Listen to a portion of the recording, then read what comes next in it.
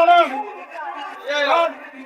5000 ஒரு மனம் 5000 ஒரு மனம். திண்டுக்கல் மலைக்கோட்டை பின்புறத்தில் உள்ள முத்தழகுப்பட்டியில் 350 ஆண்டுகள் பழமையான புனித செபஸ்தியார் கோவில் உள்ளது. இங்கு ஒவ்வொரு ஆண்டும் ஆடி மாதத்தில் 4 நாள் திருவிழா கொண்டாடப்படுவது வழக்கம். இந்த வருட திருவிழா கடந்த 30ஆம் தேதி கொடியேற்றத்துடன் தொடங்கியது. 3ஆம் நாள் திருவிழாவாக மாபெரும் அன்னதானம் நேற்று மாலை தொடங்கி விடிய நடந்து இன்று அதிகாலை நிறைவடைந்தது.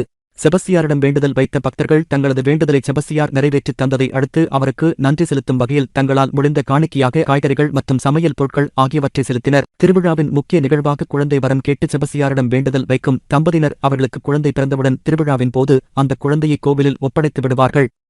பின்னர் அந்த குழந்தை கோவில் நிர்வாகம் சார்பில் ஏலம் விடப்படும்.